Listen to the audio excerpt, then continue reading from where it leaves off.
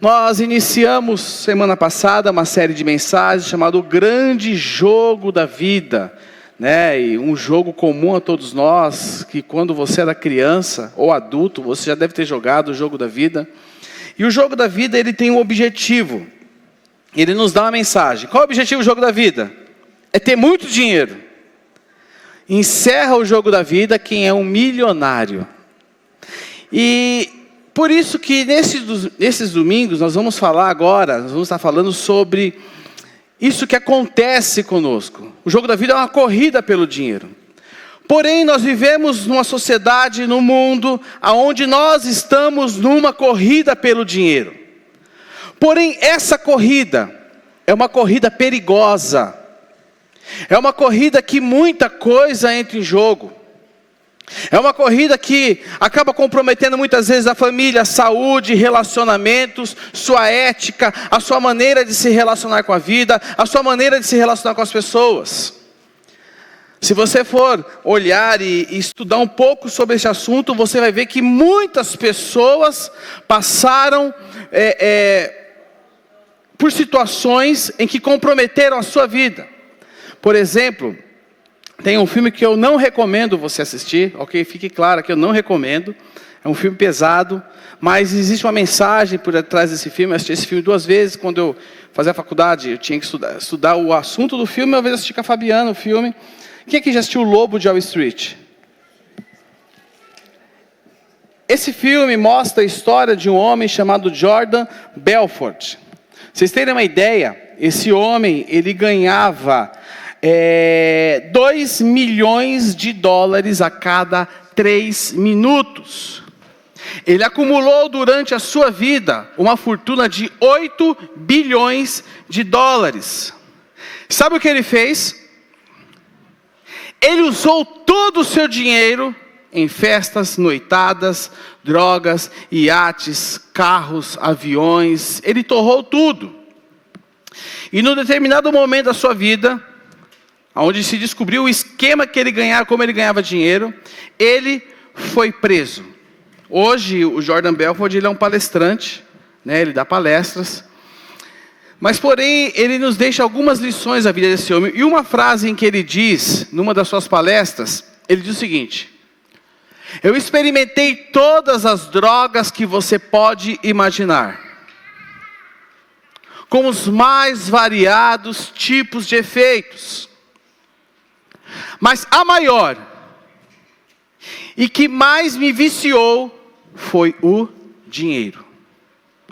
Depoimento de um homem que ganhou muito dinheiro e perdeu tudo. A frase deste homem nos mostra algo em que o mundo e ele hoje ensina, mas a Bíblia Sagrada, o nosso livro, a nossa regra de fé, o livro que nós lemos, que é a palavra de Deus viva para os dias de hoje, nos traz vários alertas. E um dos assuntos em que a Bíblia mais fala, mais até do que salvação, é sobre dinheiro. O apóstolo Paulo, lá em 1 Timóteo capítulo 6, verso 10, ele nos diz que o amor ao dinheiro é o quê? Não é o dinheiro, mas o amor ao dinheiro, a gana pelo dinheiro. E por quê? Sabe, você podia estar falando de tanta coisa, né? Tanta coisa, você podia estar pregando, podia falar do Espírito Santo, falar sobre oração. Mas uma pesquisa mostrou, no final de 2024, que 76,7, 76,8, arredondando 80% da população brasileira está endividada. E eu sei que uma grande fatia das pessoas que estão aqui dentro, não porque você me falou, não, pela estatística, hoje passam por problemas financeiros. Por quê? Porque não sabem administrar aquilo que Deus tem colocado nas suas mãos. Nós precisamos saber administrar. Porque, meus irmãos, se nós não administrarmos o dinheiro, ele irá nos dominar, e com isso nós somos colocados diante de um grande perigo. E quando nós nos seduzimos quando nós nos seduzimos pelo dinheiro, eu queria dizer algo.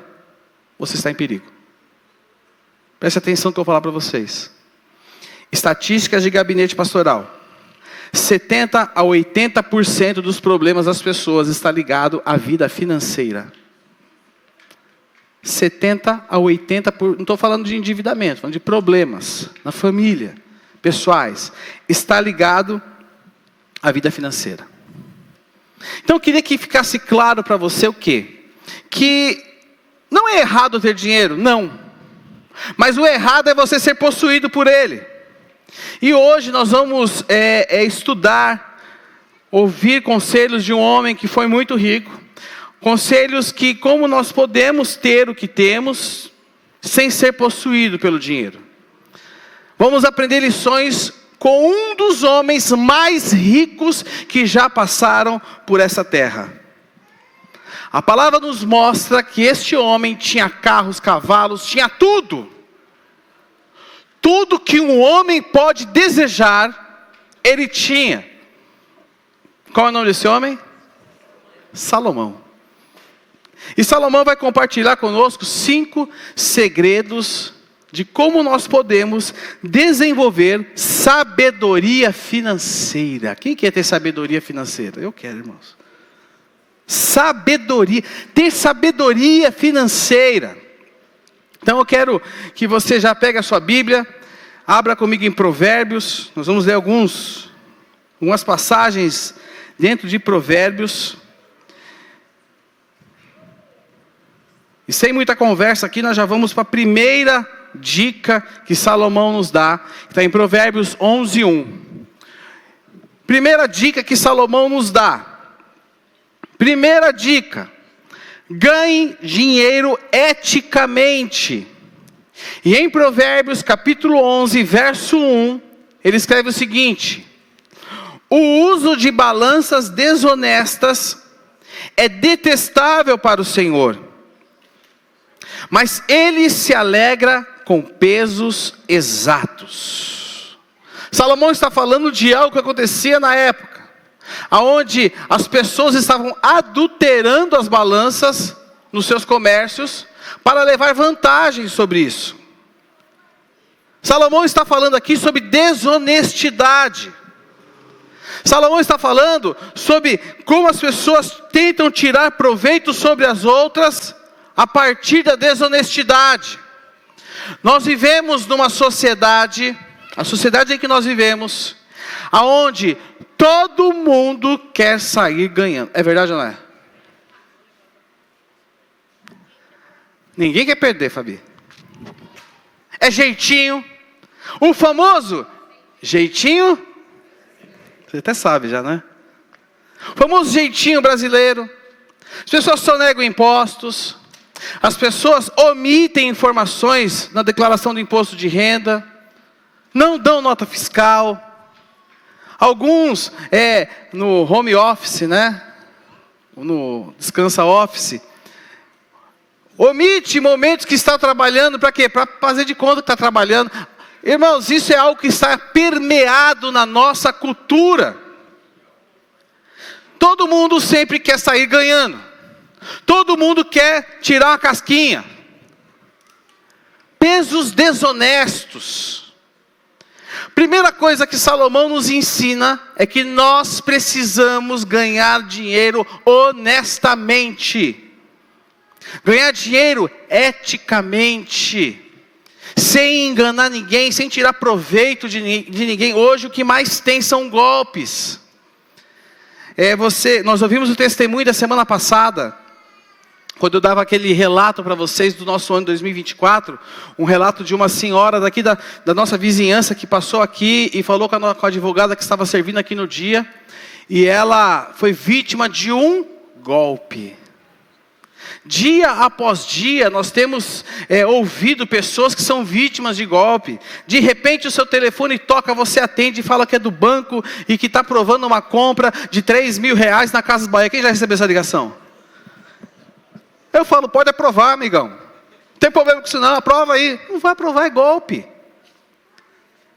Nós precisamos estar atentos. É verdade. É verdade, pastor. Todo mundo quer tirar a casquinha minha. Olha, meu patrão descontou tanto do meu salário. Olha, o que não sei quem. Os políticos. O político. Mas no meu negócio, se eu for muito certinho, eu não vou ganhar dinheiro. Eu vou ter sido como chato. Eu vou ter sido como bobinho. Eu vou ter sido como inocente. Mas nós precisamos entender o que o apóstolo Paulo fala lá em Romanos, para nós não nos amoldarmos ao padrão deste mundo. E sabe o que tem acontecido com aqueles que são discípulos de Jesus? Raça eleita, sacerdote real, povo escolhido de Deus, fala aleluia. É você esse. Sabe o que está acontecendo? Nós estamos nos amoldando ao padrão deste mundo. Nós estamos tomando a forma deste mundo. Mas aí você fala, não, o problema não é, o problema são os políticos. O problema está lá em Brasília, o problema está não sei aonde. Vamos para a rua protestar. Sabe, meus irmãos, nós vemos hoje um grande movimento de repúdio à corrupção, e isso é válido? Sim. Mas nós precisamos ter em mente que a primeira reforma tem que acontecer no nosso coração. Porque o que nós vemos lá é um reflexo daqui de baixo. O que nós vemos lá é um reflexo da população. O que nós vemos lá é um reflexo de pessoas desonestas. Presta atenção nessa frase. Uma sociedade de rabo preso não pode ser uma sociedade de protesto. Concordo 100% com essa frase. Uma sociedade de rabo preso não pode ser uma sociedade de protesto. Porque todo mundo quer tirar proveito de alguma maneira. Todo mundo quer tirar a casquinha de alguma maneira. Sabe que tem uma história, eu contei ela aqui. Um homem chegou numa mulher e ofereceu para ela 15 mil reais para ela se deitar com ele à noite. Ele falou, por 15 mil reais você se deita comigo? Ela falou, eu vou pensar, eu acho que sim. Ele falou, que bom. Ele falou, peraí, se eu te oferecer 15 reais, sabe o que ela respondeu para ele? Você está louco? Quem você acha que eu sou? Ele falou, quem eu acho que você é, eu já sei. Agora é só uma questão de preço. E é isso que acontece. Muitas vezes nós temos nos vendido, temos cedido, temos aberto mão da nossa integridade, temos aberto mão de valores e princípios, em prol de levar vantagem. Conversava com uma família essa semana, e ela precisava fazer um convênio médico, e aí o que acontece? Ou eu falo a verdade, ou eu vou mudar as informações. Para quê? Para que eu consiga ter esse convênio. Sabe o que essa família falou? Eu vou falar a verdade. Não importa. Porque quem cuida de mim é o Senhor. Será que nós temos essa convicção de que quem cuida de nós é o Senhor, ou a gente quer dar um jeitinho em tudo? Sabe, meus irmãos? Não espere o outro fazer. Presta atenção no que eu vou falar. Viu, Biel? Não que ele tenha alguma coisa, tá? Não espere o outro fazer aquilo que você pode fazer. Nós precisamos fazer a nossa parte. Provérbios 12, 11. Aqui tem uma outra frase de Jordan Belfort que ele diz o seguinte: o erro que eu fiz naquela época é que eu perdi, olha só ele falando, eu perdi minha ética. E os eventuais ganhos que você faz sem ética serão de curta duração. E ele fala, eu prometo. E Provérbios 12, 11, Salomão diz o seguinte: quem trabalha com dedicação, trabalha com o quê? Só que quem quer trabalhar hoje? Todo mundo quer o jeito mais fácil. Clique aqui e ganhe 20 mil reais por mês. Quem já viu isso aí? O ano passado eu trouxe até alguns recortes. Pague tanto para que você possa, e aí é uma bola de neve, que quando vai ver, quem ganha é quem está no topo da pirâmide. Quem trabalha com dedicação, tem fartura de alimento. Quem corre atrás de fantasias, o que acontece com ele? Nós deveríamos nos lembrar disso todos os dias.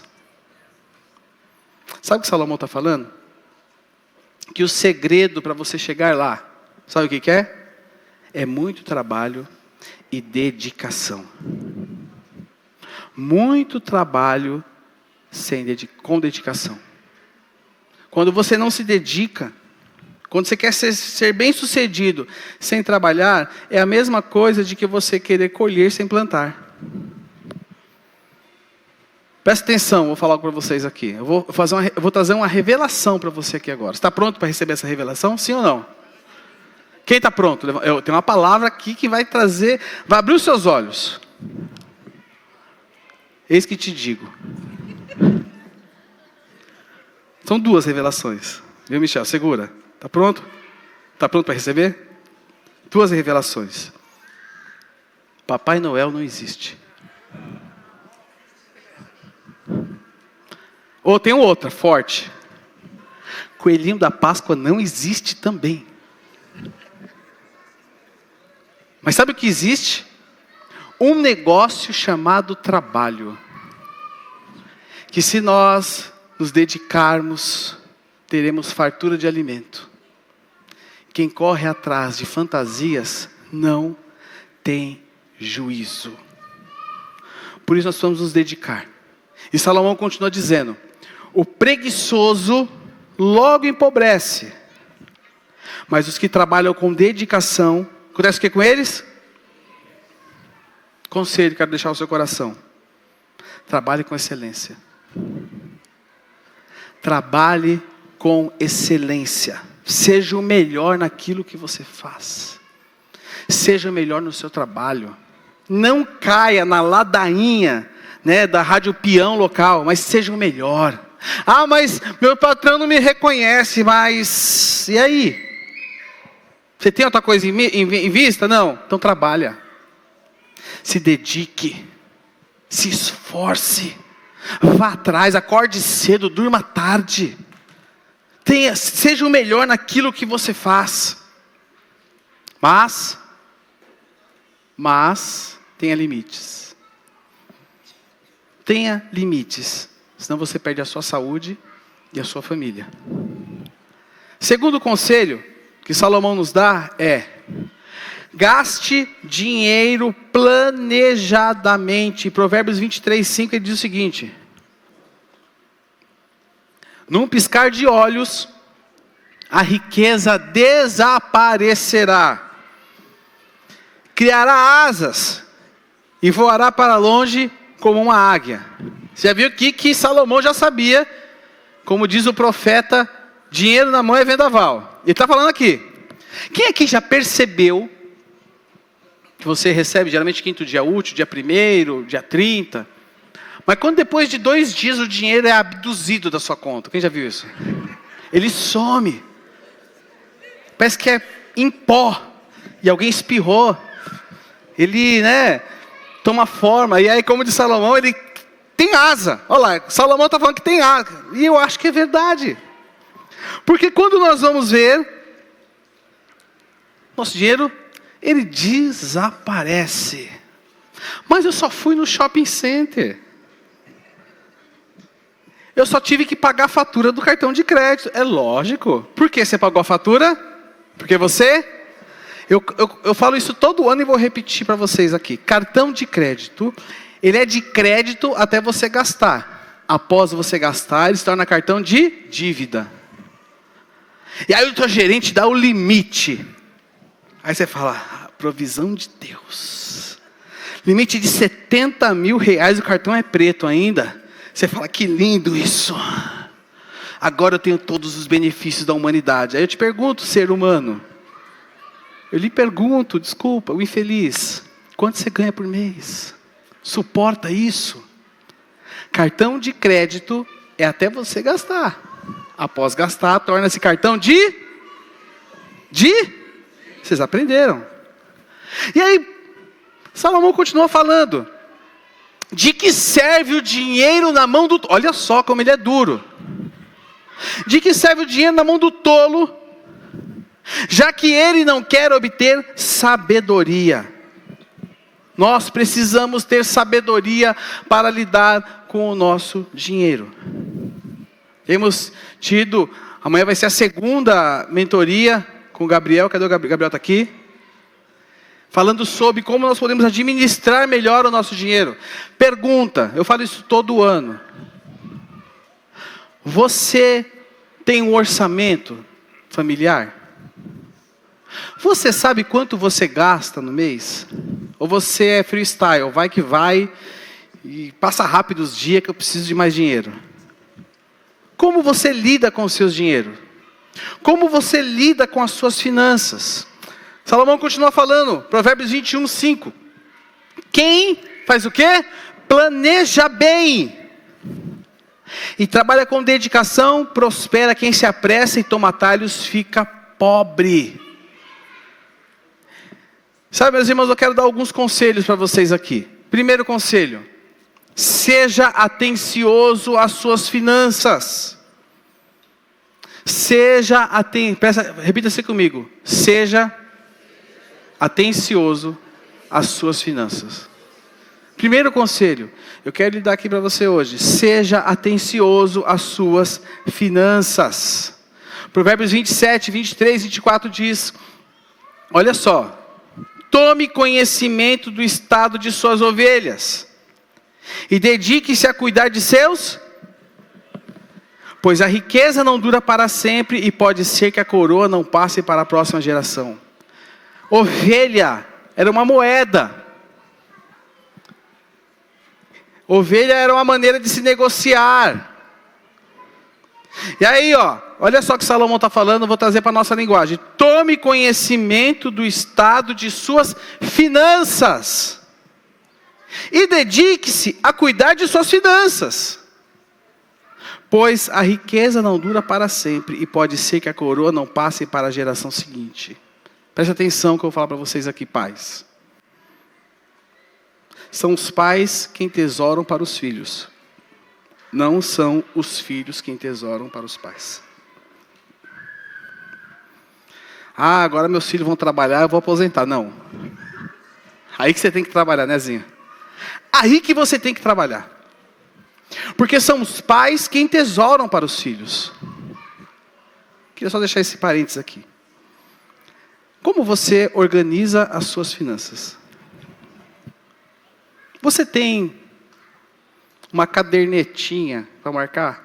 Você sabe quanto você deve por mês? Quem? Não vou perguntar não. Não, é melhor não, né? É melhor não. Não vamos mexer com isso agora não, né? Está indo tão bem até aqui. Estou vendo mulher olhar para o marido assim, ó. Agora as mulheres vão olhar mais feio ainda. Aos casais. Os casais, levante a mão bem alto. Pode abaixar. Quem lida com as finanças na sua casa? Na minha casa quem lida com a finança sou eu, porque eu sou homem. Oh, macho. Que fofo. Mas eu quero te perguntar uma coisa. Você tem habilidade com finanças? Não. Não é que eu não tenho habilidade. É que eu tenho muita dívida. Sabe quem tem que administrar no casamento? Isso não é demérito nenhum. É quem tem habilidade com dinheiro. Eu conheço inúmeros casais que quem controla, quem administra as finanças é a esposa. E aí? Tá tudo bem. Não tem nada de errado com isso. Outra coisa que os casais precisam estar atentos é que quando as coisas não estão bem, o casal precisa andar junto. Quando as coisas... mas se eu falar para ela, você tem que falar sim. Você tem que falar para ele sim. Eu falo direto em casa, agora é momento da gente segurar aqui. Aí quando eu falo, vou falar. Quando eu falo em casa, Fabiana, a gente precisa segurar aqui. Fabiana só falta andar com roupa rasgada. Falei, calma, Fabiana, não é assim não. Não é assim, é só um controlinho. Só exagerei, tá? Mas ela... Teve uma vez que eu estava passando um momento difícil financeiro. E eu falei, Fabiana, a gente precisa ajustar isso. A gente tem que tomar cuidado com isso aqui. Eu falei até com o casal. Quem me conhece sabe. Eu tenho medo de gastar dinheiro, sabia disso? Não sei se eu preciso passar por um psicólogo, não sei se... Você também? A Rita também tem, então a gente tem a mesma doença. E aí eu falei para ela, vamos tomar cuidado, vamos controlar tal. Aí a Fabiana chega com um plano imperdível. Já sei, vou te ajudar. Eu falei, legal. Vou virar tia de perua. Eu falei, não precisa. Você lembra disso? A gente compra uma perua e eu vou fazer o transplante. Não precisa. É mais um gasto, não precisa disso. É só a gente controlar aqui. Ponto. Lembra disso? Tem outras também que eu não vou falar aqui não. Quando se casa, você que é casado e você que pretende casar, vocês que vão casar agora, vocês que casaram faz aqui, ó, né, uma semana atrás, quando se casa não existe mais o meu dinheiro, existe o nosso dinheiro. Ou como diz a Fabiana, o seu dinheiro é meu dinheiro e o meu dinheiro é meu dinheiro. Presta atenção, brincadeira à parte, não existe mais o meu, existe o nosso. Ah, mas ela paga a conta de água, luz, telefone, eu pago a ração do cachorro, a TV a cabo, a prestação do videogame e o jogo. Não! Tudo precisa ser feito com harmonia dentro do casamento. Porque já não são dois, mas são... O que Deus ajuntou, o homem não separe, mas as finanças têm separado. Por quê? Porque dentro do casamento existe algo chamado individualismo. Cada um por si e Deus por todos. Nós precisamos ter isso claro. Os casais precisam prosperar e ser abençoados juntos. E o casal precisa um cooperar com o outro e um andar lado a lado com o outro. Você que é solteiro? Quem é solteiro aqui? Levanta a mão. Bem-aventurado, estou brincando. Começa a colocar a barba de molho. Porque quando casa, a mentalidade tem que mudar. Tem que mudar. Segundo conselho, segundo ponto, aliás, estabeleça prioridades. Nós temos que comprar sim, nós temos que investir sim, mas nós precisamos ter prioridades. Precisamos medir. Nós não podemos comprar por impulso. Sabe o comprar por impulso? Sabe que o shopping center, ele é programado para ativar o consumidor que existe dentro de você. Sabia que existe um consumidor dentro de você? Sabia disso, irmãos? O shopping center, o ambiente, o cheiro, as lojas, eles são programados para ativar o consumidor que existe dentro de você. A internet, ela é programada para explorar os seus desejos de consumo. Sabia disso? E nós vamos estar cientes disso. Precisamos estar cientes. Posso falar? Você consegue ficar sem aquela bolsa. Você consegue ficar sem aquele tênis. Você consegue. E sabe, eu falei a semana passada isso aqui. Nós temos mais do que nós precisamos. É verdade ou não é? Temos mais do que nós precisamos. E aí eu venho para o terceiro ponto, que é exercite o contentamento. Precisamos exercitar o contentamento. Falei a semana passada aqui também. Sabe por quê, irmãos? Muitas vezes nós compramos coisas que nós não precisamos, com dinheiro que não temos, para impressionar as pessoas que nós não conhecemos. É ou não é?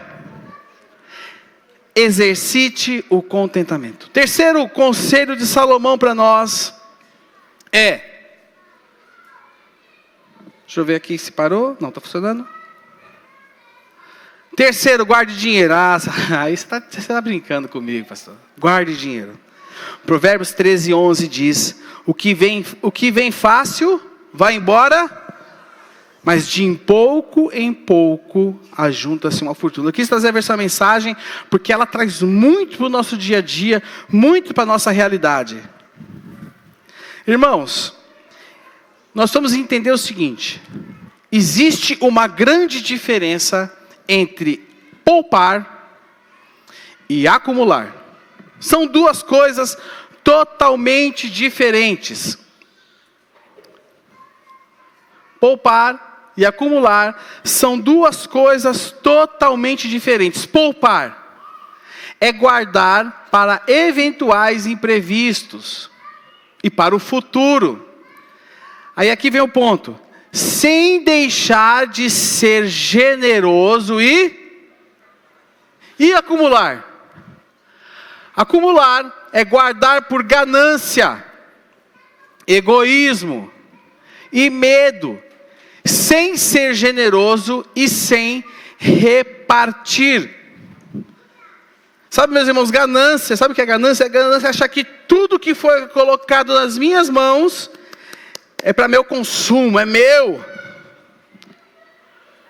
Sabe que Provérbios 21:20 vai nos dizer o seguinte: na casa do sábio, o que acontece na casa do sábio?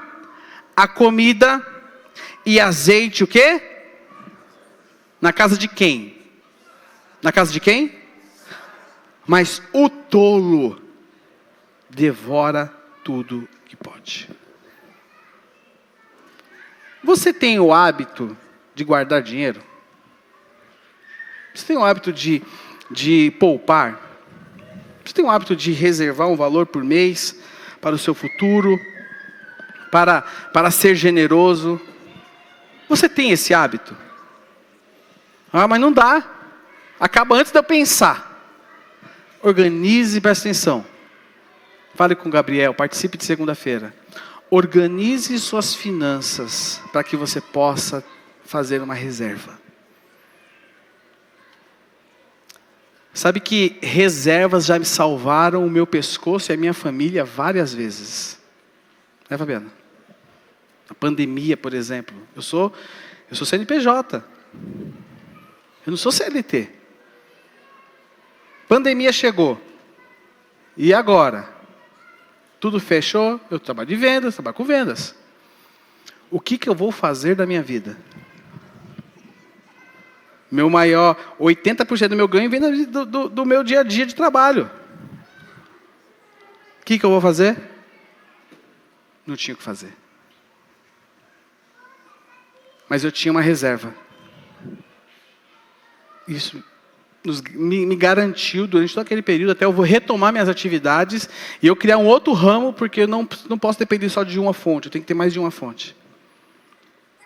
Você precisa organizar suas finanças para que você possa guardar, para que você possa poupar.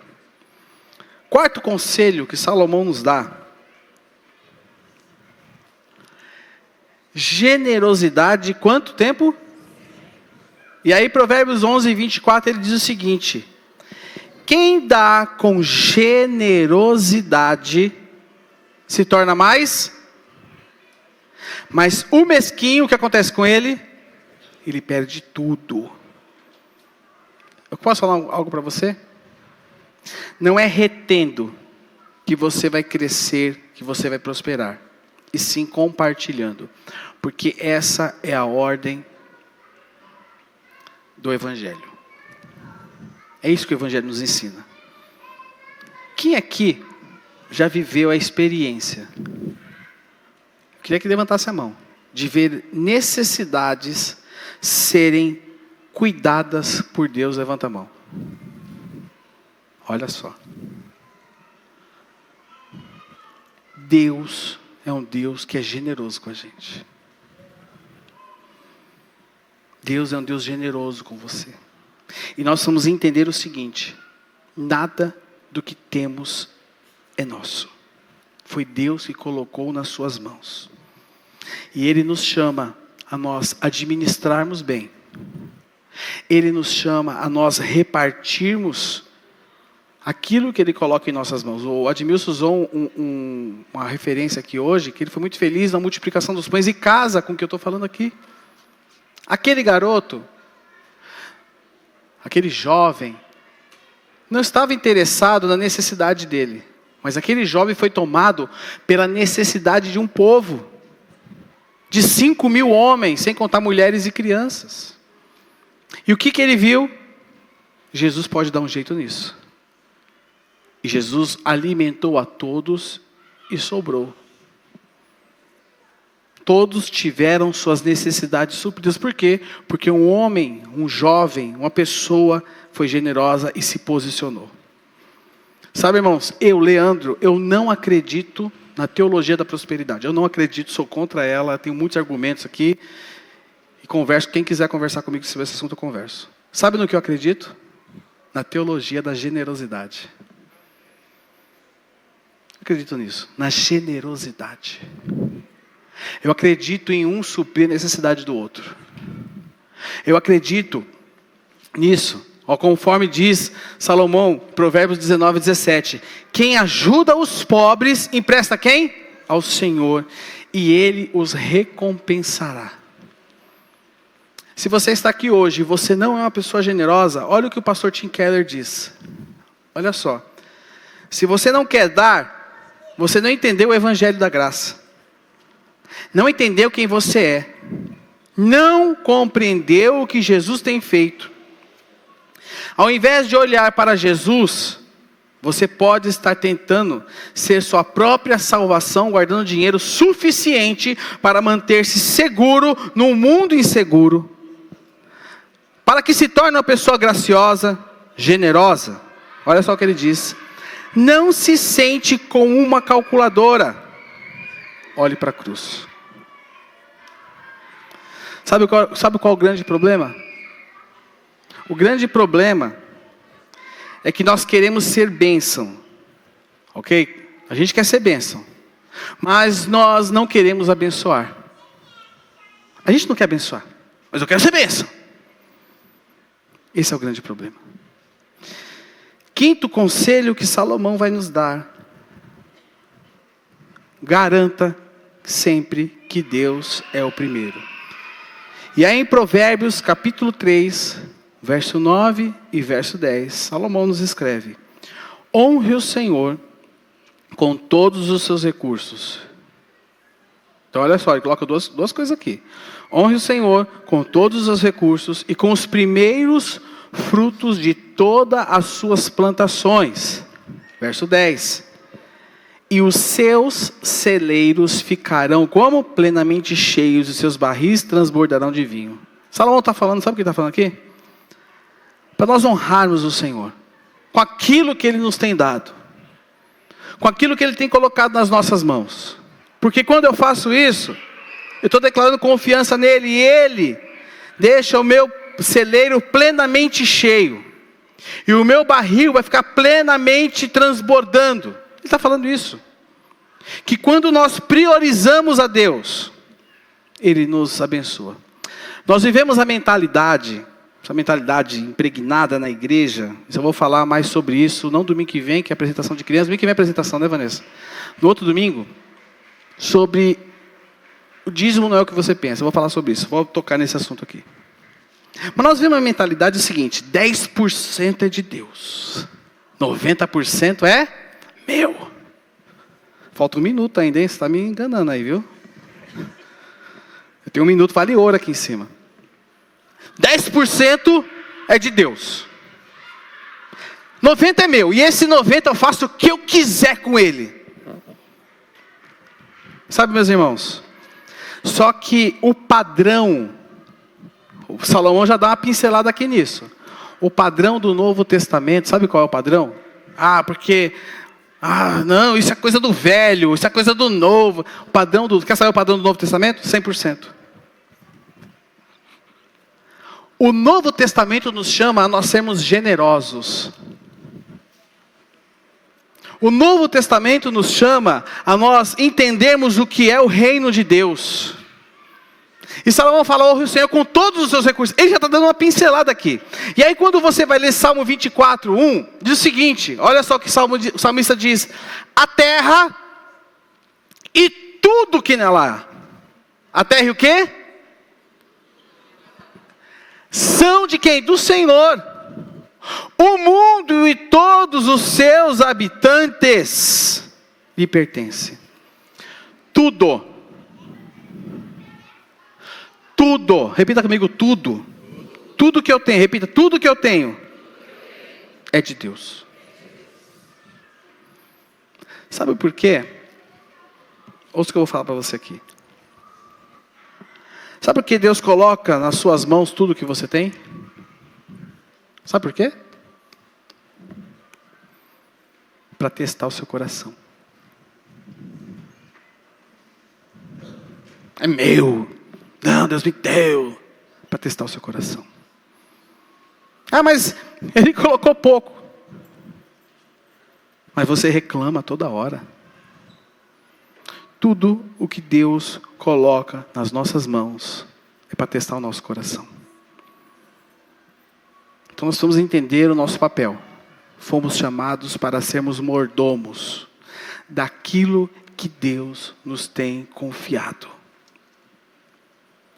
Tudo que Deus tem colocado nas nossas mãos, sabe para que é?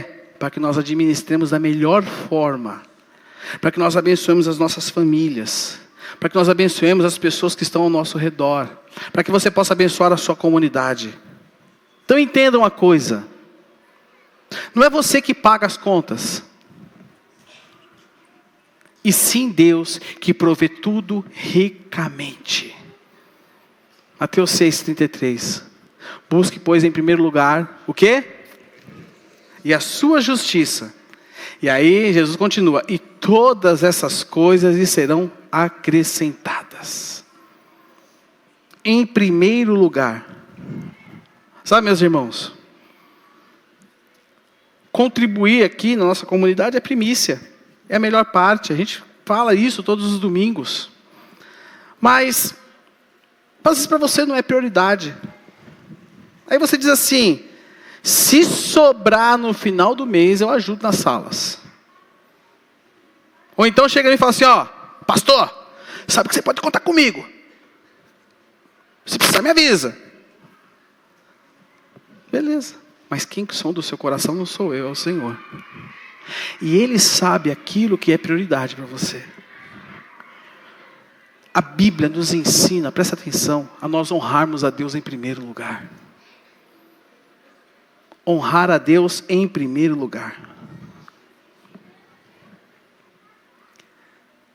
Não quero que levante a mão.